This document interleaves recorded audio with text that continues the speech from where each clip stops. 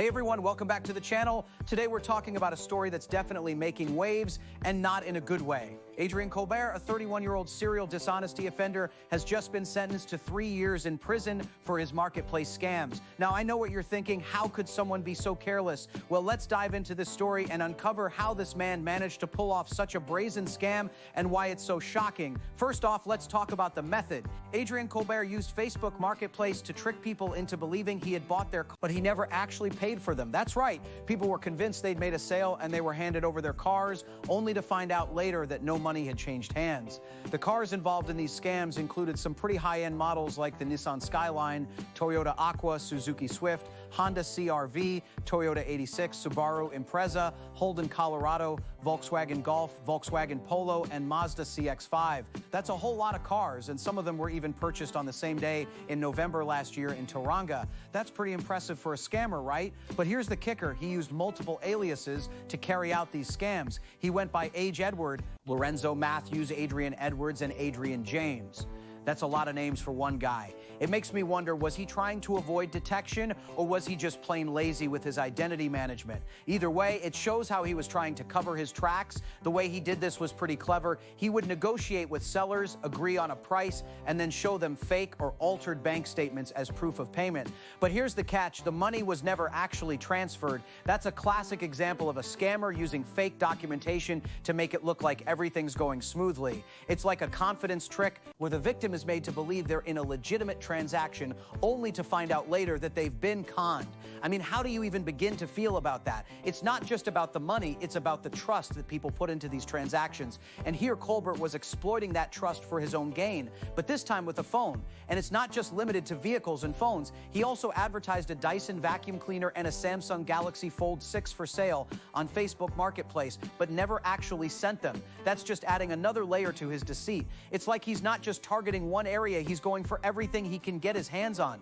There's more. Colbert didn't just stop at online scams. He also stole from an Airbnb in Porrigua and a hotel in Auckland, leaving behind significant debts. That's not just a little bit of fraud. It's a full-blown case of theft and financial irresponsibility. And let's be honest, stealing from someone's home or a hotel is just another level of low. It's not just about the money, it's about the trust that people put into these places.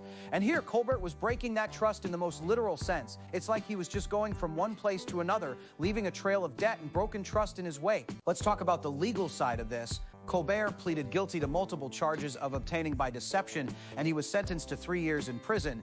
His lawyer argued for a lower sentence, citing remorse and drug abuse as underlying factors. But the judge wasn't having it. The starting point was 3.5 years, with additional time for previous offending and parole violations. That's a pretty harsh sentence, and it's understandable given the severity of his crimes. I mean, 3 years in prison is a long time, and it's a clear message that this kind of behavior won't be tolerated.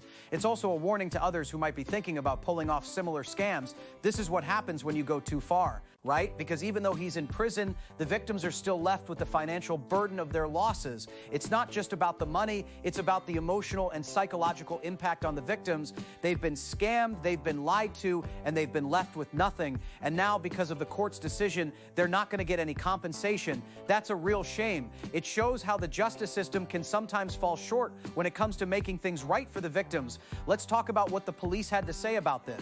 They stated that Colbert is a prolific scammer and urged the public to be cautious with online transactions, especially on Facebook Marketplace. That's a pretty strong statement, and it's a necessary one. It's not just about the individual case, it's about the broader implications of online scams. People need to be aware of the risks involved in these transactions, and they need to take steps to protect themselves. That means verifying the identity of the person they're dealing with, checking for any red flags, and being cautious about any deals that seem too good to be true, implementing stricter verification processes for transactions, and providing more support for victims of scams. It's not just about the individual, it's about the system as a whole. What can we take away from this story? Well, first and foremost, it's a reminder that online scams are still a very real threat.